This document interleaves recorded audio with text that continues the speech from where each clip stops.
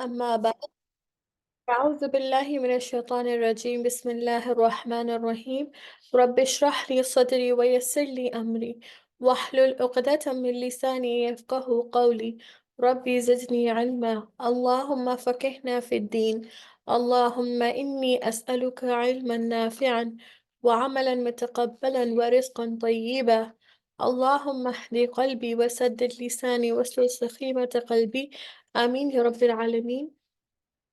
So before the long break that we had, the ayat that we were on, the ayah that we were focusing on was Ayat al-Bir, the ayah 177 of Surah Al-Baqarah. So inshallah, bismillah, we will quickly review this ayah and then move on to our next lesson or the next portion of Surah Al-Baqarah. And it talks about a different topic, which requires a bit of detailed explanation. But before that, let's quickly review the ayah that we did before we had a break. So the ayah that we did was Ayatul Bir. It's called the ayah of Bir. Bir means righteousness or goodness. So this ayah, as mentioned previously, it incorporates or it includes basically the character or the actions, the character and actions of a believer. Okay, so here Allah subhanahu wa ta'ala, He says, لَيْسَ الْبِرَّ أَن تُوَلُّوا وُجُوهَكُمْ قِبْلَ الْمَشْرِقِ وَالْمَغْرِبِ. That righteousness is not that you turn your faces towards the east and the west, meaning this also, so it points back to the ayat about the change of Qibla that happened when Prophet ﷺ came to Medina, and when the Qibla changed from Jerusalem to the Kaaba, there were a lot of people that had conflict. The people who had conflict were who created conflict were the hypocrites and the non-Muslims, the Jews. So here Allah subhanahu wa ta'ala, He tells us that righteousness is not only ritual actions. Okay, not only that where you turn, which people that you align with, which organization you follow. This is not righteousness. Okay, this is not being accepted, your deeds being accepted by Allah. That's not the criteria. Okay, so righteousness, what is real goodness? Real goodness is the one who first has Iman Billah. Man amana billahi, that is the core, that's the essence of all good. The first thing that a person needs to do is have Iman, right? Without Iman, all actions are void or all actions are zero in the sight of Allah. Okay, so one has to have Man amana billahi wal yawm al-akhir, and they believe in Allah and the last day. Okay, and then it tells us the believing in the last day also includes believing in life after death. Right? When we die, there's a life after that. That's the permanent life. That's when a person's deeds will be brought forward and they will be given the reward or the punishment according to one's deed. Okay, so this is the belief in the life after death and everything that follows in life after death, including in also the time that a person spends between from their death until the day of judgment. You know, the time in barzakh where a person's in their grave. So all of these things, well, Yawm al-Akhir includes all of these things. The waiting until the day of judgment, the punishment or the reward of the grave, the resurrection on the day of judgment, how people will be gathered, what will be the process on the day of judgment, how people will be judged, then ultimately the crossing of the Sirat, right? There is a bridge that connects people towards Jannah. Okay, and underneath is Jahannam. Okay, so all of this, and ultimately, of course, the Jannah and Jahannam, the final destinations of people. Wal malaika, and belief in the angels. Okay, so the one, so basically, Iman, okay, has some requirements. First, you need to believe in Allah, the last day, the angels, right? Wal kitab, and the book and the books, previous books. One nabiyyin, and the prophets, that prophets brought the message of Tawheed. You cannot believe in some prophets and not believe in the other prophets. Of course, the final messenger and the prophet is Rasulullah. He's the seal. Khatam al-Nabiyyin, he's the seal of the prophets. Okay, so all of the tenets, all the basic parts of iman. Okay, so all of these, and once person's iman. So if one thing is missing from any of these, and also includes qadr, right? The six pillars of iman. If anything is not there, then the iman is not complete, right? So have to believe in all of these things, have belief in them. Then comes وَآتَى الْمَالَ عَلَى حُبِّهِ. Then this person, after having iman leads to actions. And وَآتَى الْمَالَ عَلَى حُبِّهِ, the person gives their wealth despite the love of the wealth. So the way to show iman is through one's sacrifice, right? When a person, they love something, but they still give it despite the love for the sake of Allah. And this mal or giving of mal is not the mandatory giving of mal.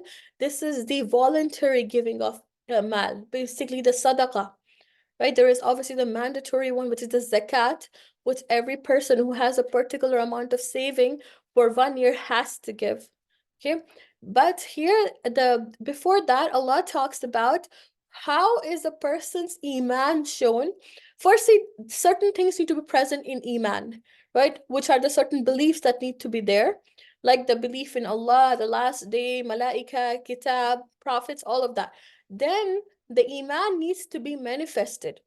Okay, one needs to show that they really are believers, and how it's through giving something that you love for the sake of Allah. And who are the ones who deserve the most? Dhawil qurba, the people who are close ones, basically one's relatives. They are the ones who first deserve the mal. And why here again the relatives, Dhawil qurba, are mentioned? It's because they're the first one that deserve our wealth, because here not only you get a person gets reward for spending in the way of Allah, but also gets a reward for strengthening family ties.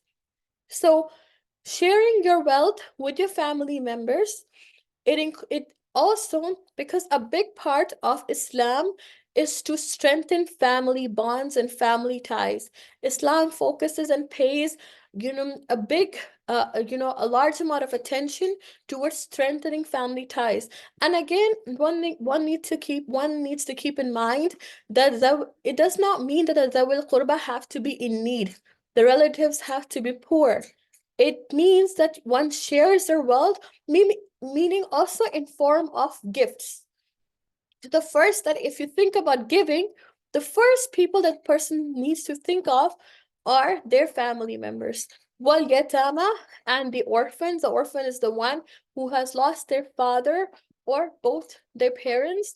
Wal masakin, and the people who are masakin, means the one who are the poor people, are the one who does not show that they are in need. Okay, the people who have a lot of self-respect and dignity, they don't uh, outwardly show that they're in need, but they live basically on bare necessities. Okay, so these people that deserve, even if they don't show it, but you somehow, a person gets to somehow gets to know about it, then these are the people that are deserving of one's wealth or spending. Wabn as-sabil is a traveler. And why a traveler? Because when a person travels, okay, and this means any traveler in need, or some traveler needs, for example, needs some kind of housing, because when a person travels, they only travel on minimum bare needs. Sometimes, people, they have enough resources, but and they're very well off. But for example, someone's stuck at the airport, or someone's stuck somewhere and the credit cards are not working, even if they have enough money in their account, but they somehow cannot access it. So if one gets to know if someone is in that situation, then that person deserves the help. Okay, so it's important to know that many of these cases, it does not mean that a person necessarily has to be poor. Okay, but like for example, the bil qurba or the wabn sabil. But still, if someone is in such a condition, they deserve our support and help. Wasa'ilin, and the one who asks. So masakin and sa'ilin, what is the difference? So masakin or miskin is someone who really has bare minimum but does not ask or show. Or the condition is not that they don't physically look in need. But wasa'ilin, and the people who verbally through their words are asking, and by their condition, physical condition, meaning their clothing or the way their physical outlook is, you can tell they are in need.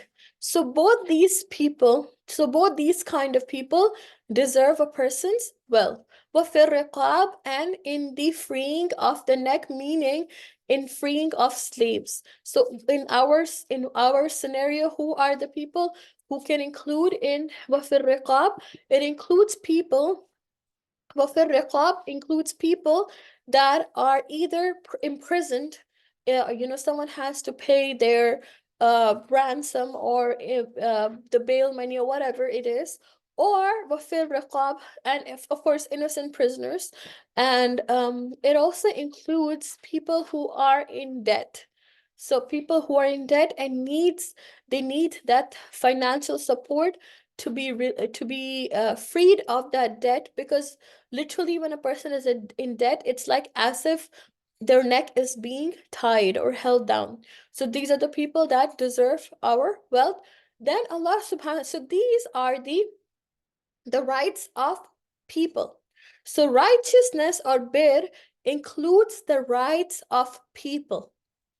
And again, the rights of people cannot be given without the rights of Allah.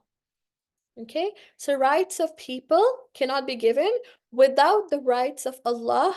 And what are the rights of Allah? Allah subhanahu wa ta'ala from further on tells us, وَأَقَامَ الصَّلَاةِ وَأَقَامَ الصَّلَاةِ, this person establishes salah.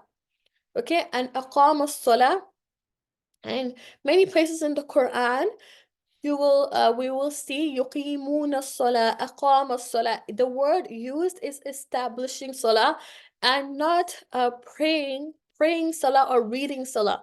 Okay, because establishing salah means a couple of things. It's not just prayer, not just the act of salah, like when not just the steps of salah, it includes many things. So what are the requirements of salah when it comes to establishing the things that are required before a person actually starts praying, right? So what are the things? For example, tahara, which is in the state of purity. You cannot just get up and pray and not being in a state of purity, right? Which includes performing wudu and ghusl, or cleaning oneself properly. Then includes, so these are things before salah, right? Before a person actually engages in the act of prayer. So then includes wearing proper clothing. You can't be wearing anything and pray. The certain way your body needs to be covered. For a woman, has to be covered, from the head to toe. It needs to be covered. The hair needs to be covered. Clothing should be loose enough. Doesn't have to be in a abaya at home, but it has to be long enough to be covering up to their thighs and knees, their tops, like tunic or whatever. And for men, the clothing has to include the covering of and up to the knees, from navel to the knees, and the mandatory part are from the navel to the knees, and then it is wajib, they should be covering their uh from their top as well. Okay, but in very difficult circumstances, when there is no clothing available for men, then it's just from the navel to the knees. They should be covered. But women should be covered from top, their hair, and all the way to their feet should be covered. And the clothing needs to be clean and without any kind of impurity. Okay, so then before the salat, the person needs to be facing the qibla. Okay, for the prayer, for the obligatory 5 prayers, they need to be facing the qibla. Okay, so all of these things are required before the salah. Of course, the other things include the minor things that include place should be away from distractions as much as possible, and all of these things. Then, then while praying the salah, one of the things while a person prays is that they follow the proper sunnah steps of salah. They're not just doing whatever they feel like, or not including and removing certain parts of the fourth parts of the prayer. So a person should not do that. Yeah. So make sure that a person follows the correct steps according to Sunnah. And it's very important if there is a doubt and if you're not sure, it's one must learn the fiqh of Salah, should know the steps of Salah. Okay, so all of these things come in and properly performing the Salah, and it also includes focus. Okay, so once the presence of the mind and the heart, and then understanding the words that a person is saying. See, all of these things come under establishing salah, and this is what makes the salah more, this makes the salah more fruitful. Otherwise, it's just physical movement and exercise. This is the reason why people don't feel like praying, because they don't understand the importance of prayer. They don't understand the words that they're saying. So it's very important for us to actually understand. So to take such classes to understand that. Wa'at zakah.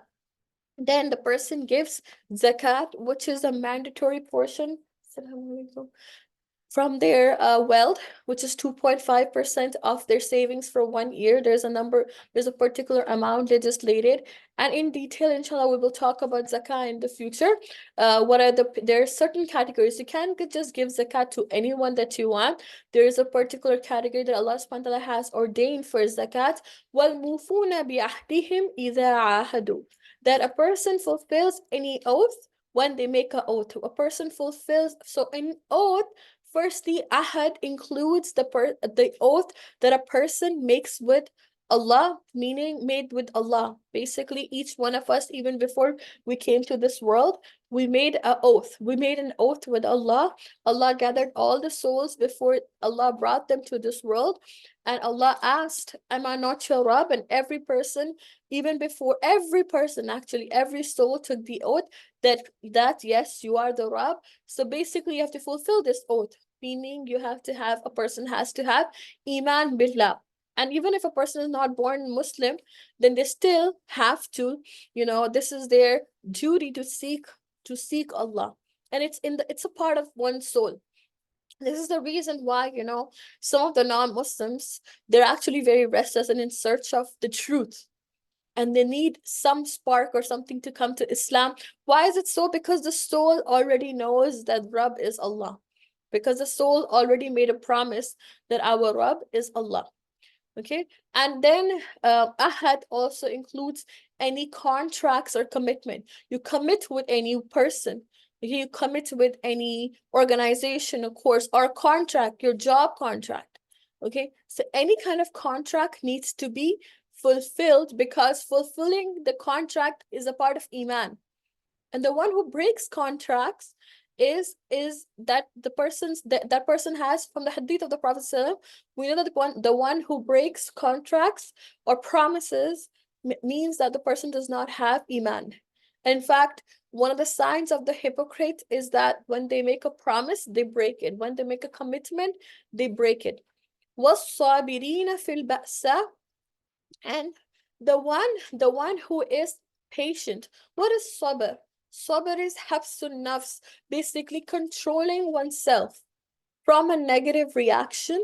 Okay, was-sabirina fil ba'sa. So why is sabr mentioned at the end?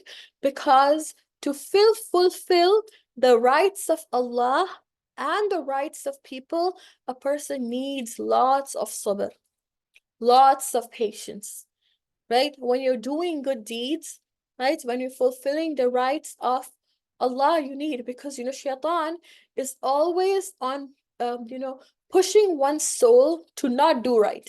So you need a lot of patience to do good. And you also need a lot of patience when you're working with people, when you're dealing with people.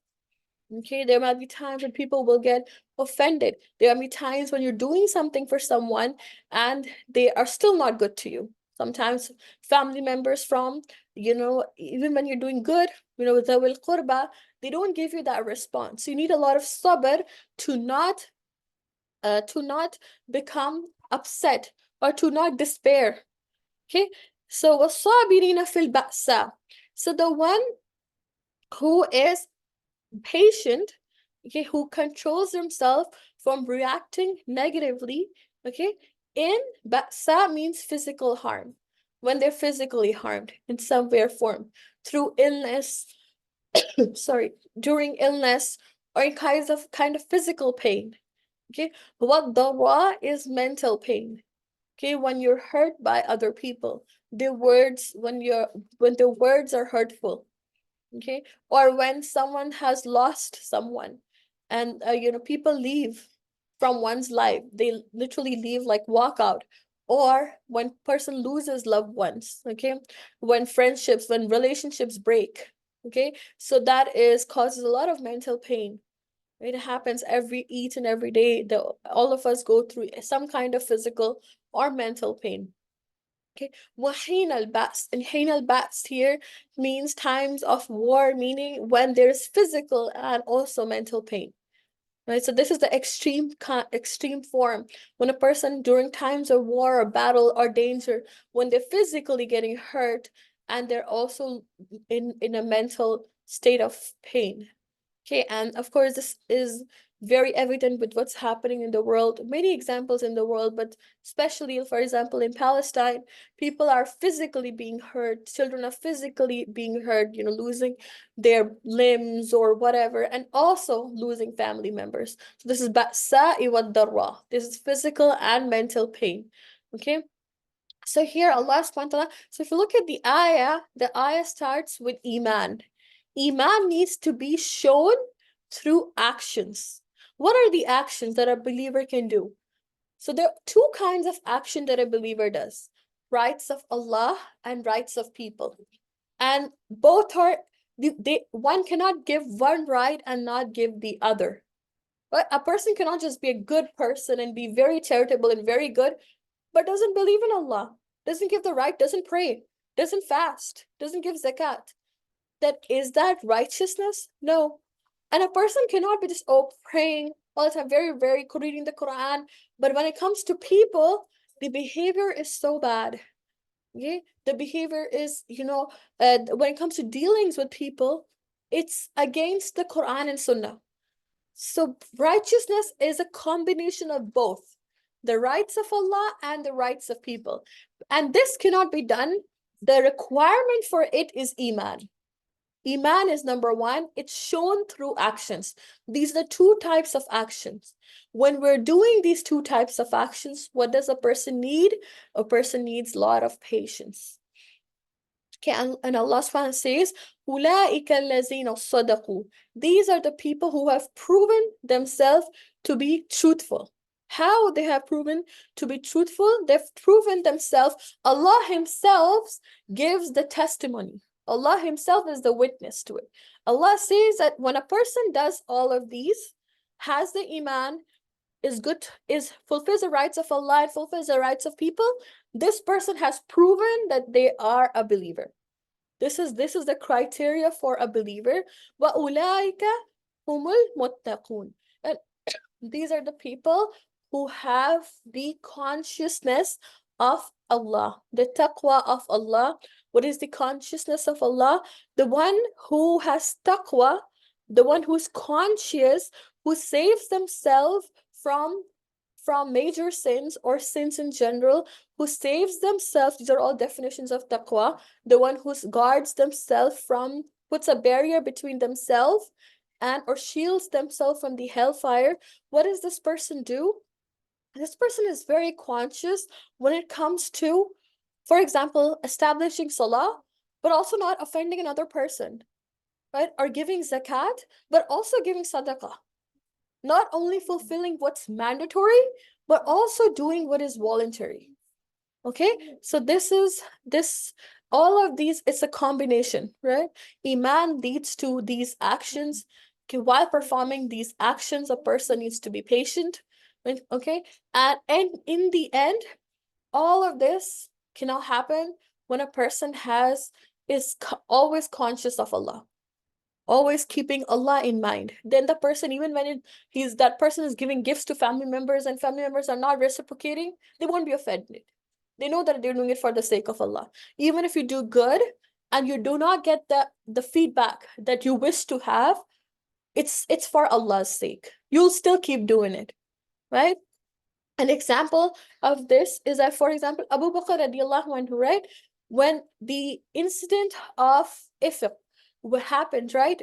The incident of slander against Aisha radiallahu anha happened, okay? And one of the people that were involved were her cousin. Okay, one cousin of Aisha radiallahu anha, he was involved in spreading this slander about Aisha radiallahu anha, who is Aisha, his daughter, and also the wife of the Prophet, right? So, and Abu Bakr used to support this cousin of, support some family members like Zawil Qurba. And when this happened, he felt very upset that the very person he used to support, or the people he used to support, were involved in spreading slander about his own daughter. So at that point, an ayah was revealed from Allah to not, and he thought, you know what, I'm no longer going to support because they did. But Allah subhanahu wa ta'ala revealed the ayah that no, you cannot, that we have to give the right of the people that you're already doing. Okay, so basically the one with taqwa, the one with iman, even when people don't reciprocate, they still continue to fulfill it because they're doing it for the sake of Allah. Okay, and now that we're talking about, this is on individual level, as a believer, what you're doing. And then comes the ayah of what's your what is a person's responsibility towards the community. Okay, so here talks about from here onwards talks about something called as qisas, which is basically retribution, or some form of punishment when something like a murder takes place in the community or society. What does a believer have to do? Okay, so inshallah, we will first do the word to word for this ayah, and then we will continue with the brief explanation. So I'll just share the workbook.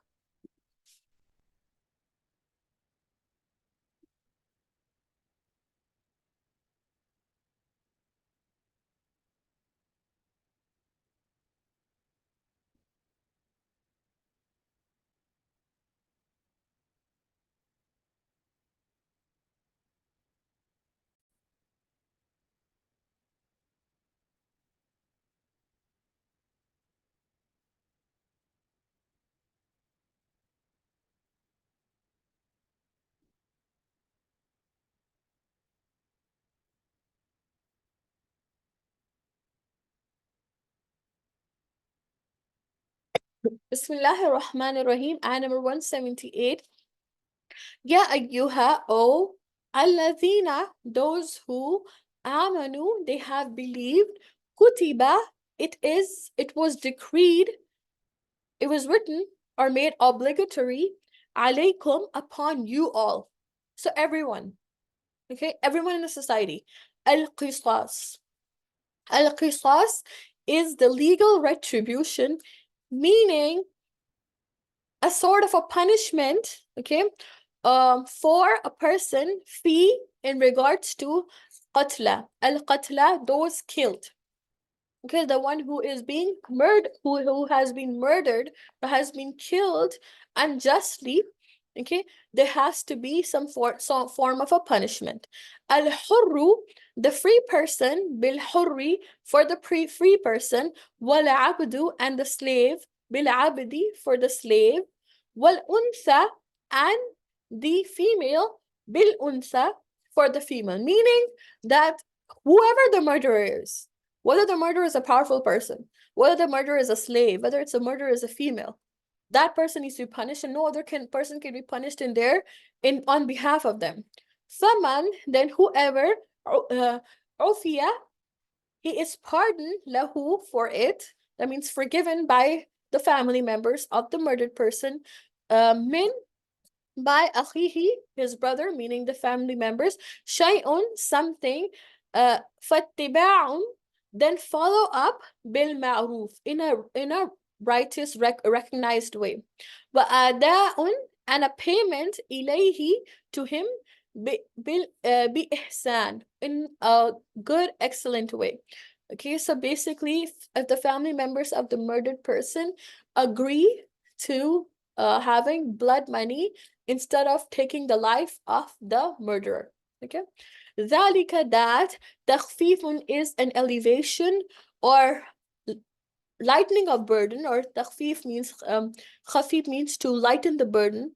Okay, min, from rabbikum, your Rabb, warahma, and a mercy, faman, and then whoever يقتدى, he transgresses, crosses the limit, ba'da, after ذلك, that, falahu, then for him, azabun, will be a punishment, alim, ever painful. Number 189, walakum, and for you all, fi, in al-qisas, the legal retribution, haya, is life, yeah, O ulil albab, O possessors of intellect. لعلكم, so that you all, تتقون, you all have taqwa or adopt taqwa. All right.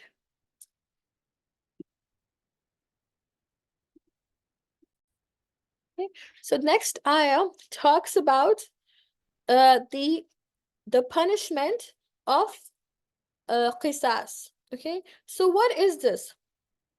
Ya ayyuhalladhina amanu, those who have believed, meaning the believers, Allah has made obligatory for you al-qisas. Okay, so some action, as we learned previously in Ayah 177, is done on a personal level. And then there's certain good deeds that we need to do on a communal level, on a level of community or a society. So what this tells us, that when someone has committed murder in the community or in the society, or has killed someone unlawfully, okay, what should the community, the believers, do? Number one, the believers should not support the oppressor.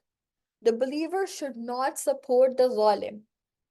Okay, whoever is killing someone unjustly, the believer should not support that person, and rather the believer should support the victim and the victim's family. Okay, and qisas is fard. What is qisas? Qisas is like a retribution. Okay, retribution meaning a sort of punishment. Punishment for, okay, for the one who has committed a crime as here murder. Okay, here particularly qisas is for murder. Okay, and why and it becomes a duty on everyone. That means, why do murderers and killers hide? Because people, they give them refuge. Sometimes they have soft corner or whatever, or someone's family member, some powerful people, even if the family is killing people or committing murder, they try to hide it up. They try to cover it up with money or power or whatever. So, but here Allah says, when someone, or sometimes other people do not raise waves even when they know someone's doing wrong, because they're too scared of someone's power or where they come from. Okay, so here Allah is saying that human life is sacred, right? Whether it's a king or a slave, human life is sacred. Last one that I say is in Surah Al-Ma'idah, ayah number 32. من قتل نفسا بغير نفس أو فساد في الأرض, whoever takes a life, unless a punishment for murder, meaning someone's killed because they had murdered someone, or because they created fasad on the land, like these are just causes for punishment. But if someone's killed other than that unlawfully, then فكأنما قتل الناس جميعا. It is as if, like, one person being killed is as if the whole mankind is being killed. The whole humanity is being killed. Okay, because human life is sacred. Every life is sacred and needs to be protected. Right? A believer is the one from whose tongue and hands another believer is safe. Okay, so and the first murder, who committed the first murder? Qabil. Okay, and any person who commits the murder on the land, if a portion of that sin goes to the person who started this action, right? Meaning that human life, it's not a waste, like people life and particular, it's not like some tribes or some culture or some countries, lives of these people are, they are less important or less sacred. Every person is equal in the sight of Allah. Okay, so qisas meaning, so Allah subhanahu wa ta'ala says, what is the what needs to be done? Al hurru bil hurri. If it's a free person, then that person, or whatever the state of the person is, that needs to be al hurru bil hurri. Okay, if the murderer is free, that means the murderer needs to be punished. Okay, and what does it mean al hurru bil hurri? In Arabs, there was a tradition that if a person was of high level, like powerful person, and they committed a murder or killed, what they would do is they would offer their slave to the other party to be killed instead. So instead of the murderer getting the punishment, some other person is killed on that behalf, as like a slave, or let's say person of lesser value in the society is killed just to pay. No, but here Allah says the one who has committed the murder, whether it's a free or a powerful person, if it's a slave, then that, even if that person is a slave, it has to be punished. Well, untha bil untha, even if that person is a woman. If a woman has committed murder, then she has to be punished. Basically, the point is, no matter who the murderer is, they need to be punished for it. No other person can be given. It's not justified. It's not from the law of Islam to offer another person on behalf of someone else's crime, right? Everyone pays for their own crimes. Okay, and then what is the so this is if a person has committed murder, then that person's the family of the victim has the right to seek the life of the murderer. Okay, but Allah subhanahu wa ta'ala says فَمَنْ أُوفِيَ لَهُ مِنْ أَخِيهِ شَيْءٌ. But if the victim's family, okay, they forgive the murderer. Okay, how do they forgive? By, for example, asking for blood money. So instead of the life of the murderer, blood money is being paid. Okay, blood money is basically money that is paid, and money that is paid for taking someone's life, like money paid to the family of the victims. Okay, but this has to come from the victim's family. They cannot be pressurized, they cannot be told. It has to come from within. If a victim's family expects or wants the life of the murderer or the killer, it's justified in Islam. That's qisas. That's called qisas. Okay, but if they decide to forgive, okay, if they decide to forgive, then they can ask for blood money. Okay, or it's called diya. Okay, which is blood money. Okay, can be given. فَاتِّبَاعٌ بِالْمَعْرُوفِ. Allah says that should be done, that blood money should be decided in a fair way. Like, for example, the victim's family wants the money instead of the life of the killer, right? What's the amount? So that amount, what is the fair way? Means whatever the government has, they might have decided a particular amount. So it should not be extremely large. Okay, in a ma'roof way, in a fair way. Okay, that can be paid. Okay, and it should not have any evil intentions behind it. Like, for example, a family should not try to make money out of this thing, but rather it's a compensation, sort of. Okay, whatever the set amount is by the government, a reasonable amount, the law of the land, or okay, and they should not, bil ma'ruf also includes if the victim's family accepts blood money instead, that means they're forgiven the killer. Then afterwards, they should not attack the killer. or they should not say hurtful things to the killer, right? Accepting the blood money is like forgiveness. That means you don't remind that person of that crime that they committed, and so on. That's bil ma'ruf. وَأَدَاءٌ إِلَيْهِ بِإِحْسَانٍ.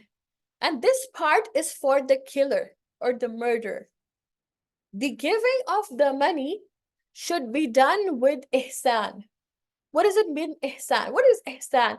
Ihsan means to do more than required, meaning pay pay on time, whatever, pay the amount, even give more, and do in a beautiful manner, in a manner that is acceptable. For example, not show like, if I'm paying you blood money, I'm doing you a favor. Okay, it like, you, for example, this person deserved to be killed, but still I'm giving you blood money, so I'm doing a favor on you. No, ihsan means do in a very respectful manner, on a timely manner, give the agreed upon amount, okay, in a proper way, do not delay it, okay, and keep the promise, basically. Okay, and like how we learned in the previous ayah, وَالْمُوفُونَ بِأَهْدِهِمْ إِذَا عَاهَدُوا, to fulfill the contract, to fulfill the commitment. Okay, so this should be done. So what did we learn from this part of the ayah? That even in such extreme cases, like someone has been killed in the community, in the society, the two parties, the killer, okay, or the people representing the killer, or the killer and the victim's family, they need to deal with each other in a good manner, in a reasonable manner. Okay, try to limit the conflict as much as possible. Okay, try to forgive for the sake of Allah. Yes, one has right in Islam, one has right to take retribution, to take qisas, life for a life, like say eye for an eye, right? It's allowed in Islam. Even to the point, if someone's broken someone's tooth, they have the right to get that, to injure that person. Okay, but here we are particularly talking about murder. But here, even all of this is being done, Allah says to do it in a good manner. Okay, if someone is taking the blood money, is forgiving, that they need to do it in a proper, reasonable manner, and not remind the killer or the murderer or the murderer's family of what this person has done. Okay, because even that is hurtful and painful, especially if someone's done in their ignorance, or of whatever reason they have committed. Now they're seeking forgiveness. And on the other hand, the one who is giving, the killer, okay, that person needs to do in the correct manner too, meaning that that person also needs to pay to the full amount. They're not doing a favor. This is actually a mercy from Allah. Allah subhanahu wa ta'ala says, ذَلِكَ تَخْفِيفٌ مِّن رَبِّكُمْ وَرَحْمَةٌ. This is a mercy of Allah, that such a law, such a option exists. It's a mercy. How is this a mercy? Is that for the Jews, for the Yahud, the law was, if someone killed, they have to do qisas. That means if someone has killed someone, the only way out is that person, the murderer, being killed as well. There was no concept of blood money or forgiveness. That was the law. And then on the other hand, for the Nasara, the Christians, the law was, if someone has killed, the victim's family has to forgive. No blood money and no retribution, no life for life. So both were extreme, actually, right? One thing, like, there is no pardoning. The killer, the one who has murdered, has to be killed. And on the other hand, for them, the law was that you have to forgive. And both are difficult. What if the killer feels, remorse, right? And even the victim's family want to forgive, but this was not the law. And on the other hand, imagine when you do want imagine if someone has lost their family member, like, someone's father has been killed or someone's child has been killed. Just forgiveness, imagine the pain in the heart that would remain, right? So here Allah has takhfif, He has made it light. min rabbikum. This for the ummah of Rasulullah sallallahu alaihi wasallam. This option exists. Allah has made it easy for the ummah of Rasulullah sallallahu alaihi wasallam, okay, to give these options, okay. And the one who forgives for that person is even better, okay. فَمَنِ اِعْتَدَى بَعْدَ ذَلِكَ, then the one who transgresses after that, the one who crosses the limit after that. Then what does it mean by crossing the limit? Meaning that if the victim's family, they cross the limit, okay, what is the victim's family crossing the limit? That they take the blood money and also go behind the back and kill that person too. So they take the blood money and also kill the killer. That's crossing the limit. And then what about the killer crossing the limit? They make the promise, they're freed, whatever, but they run away. They don't pay the blood money. This includes the one who does that. بَعْدَ ذَلِكَ فَلَهُ عَذَابٌ أَلِيمٌ. For that person is a painful punishment in the hereafter. Okay, so this is why Allah subhanahu wa ta'ala has presented, and for such a complicated situation, Allah has given such a beautiful solution. To what does this all show? It's to create harmony between believers, because إِنَّمَا الْمُؤْمِنُونَ إِخْوَةٌ. Allah subhanahu wa ta'ala says in Surah Al-Hujurat that believers are brothers. Okay, فَأَصْلِحُوا بَيْنَ أَخَوَيْكُمْ. So, make amends, make peace between the brothers. Even when someone commits a mistake or commits, like, for example, such a crime, okay, and they request they are guilty, and they request for some leniency, like, for example, paying for forgiveness, then one in Islam has a right option to forgive, okay. And the one who forgives, okay, they have a greater, and from the hadith of the Prophet ﷺ, whoever forgives oppression, whoever forgives the one who has oppressed them, Allah raises the rank of that person. So forgiveness comes with, and whoever forgives people, Allah forgives them on the day of judgment. And Rasulullah sallallahu alaihi wasallam, he used to prefer forgiveness over qisas. If he had the option, he used to prefer to forgive that person rather than take retribution, take their life. Okay, even though a person has, in Islam, that person has, if a person has suffered and they wish to take this kind of punishment, they want to give it to the killer, they have the right. Life for life is allowed in Islam. And again, this needs to be done with the law of the land. For example, living here in Canada, there is no capital punishment. Capital punishment means death. There's only imprisonment. So you have to follow the law of the land. But this, as some countries where the Islamic law is followed, this is the law. Okay, so this should be applied. What do we learn? What do we learn from this ayah? Number one, Islam wants us to support the victim and not the murderer or killer. So Islam wants us to support the victim and not the oppressor, because the one who supports the oppressor, it is as if he is also like the oppressor. Okay, number two, if a person commits a mistake, okay, and feels remorse and requests for leniency, then a person should show, then the other party should show mercy. Or they should try to show mercy, and it should come from the heart. Okay, no one can pressurize that person. And number three is forgiveness is the best. If a person has the heart to do that, to forgive, then that is best in the sight of Allah. And again, this of course does not include someone who is not normal, who has been committing murders, and that's a different situation. We're talking about one-off stand and situations where the law of the land gives the option of death penalty or blood money. The law of the land, and I think it's there in some Muslim countries, this law is applied.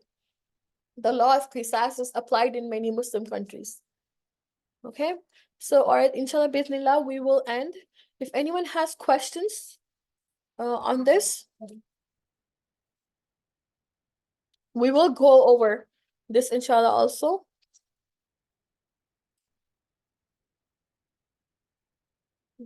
Mm-hmm. Like let's say like at the moment, if the family like does like say that they don't want to like kill the person who killed, but like they in between them and the time they receive the blood money, do they have the permission to want the murderer killed? Oh, like meaning The the family, like, do they have like are they if allowed to? if they have agreed upon receiving the blood money, that's the rule that will be applied then that the rule of taking that person's life is omitted.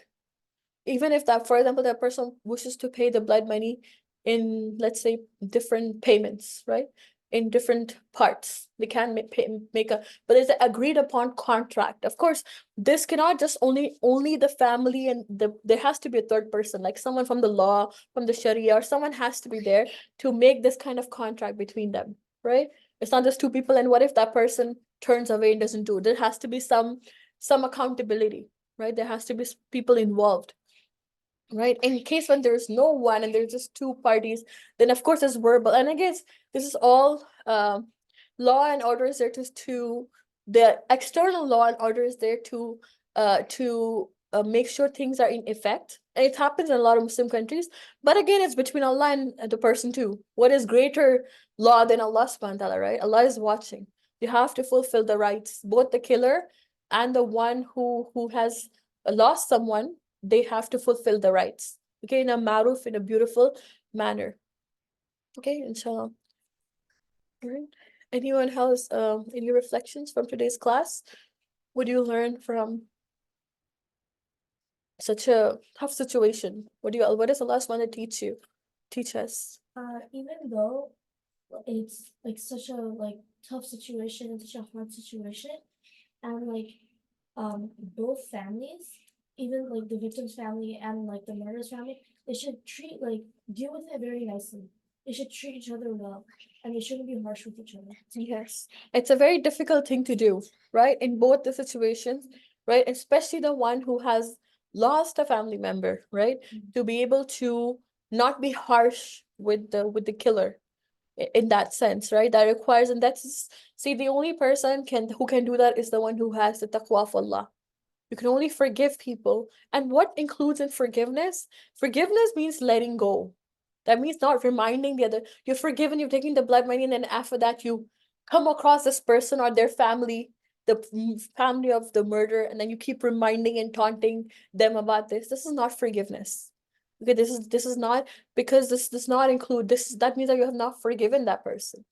Okay, forgiveness and can only happen, especially in very tough situations, for the sake of Allah.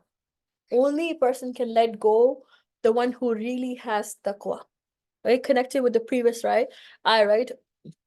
Allah says, Ulaika humul muttaqun. These are the people who have taqwa. Right? Right, inshallah, bismillah, we will end our class and would like to welcome some sisters that have joined.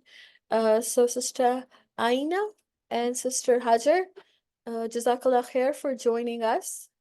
Um, and inshallah, hope to see you also in our following classes, inshallah.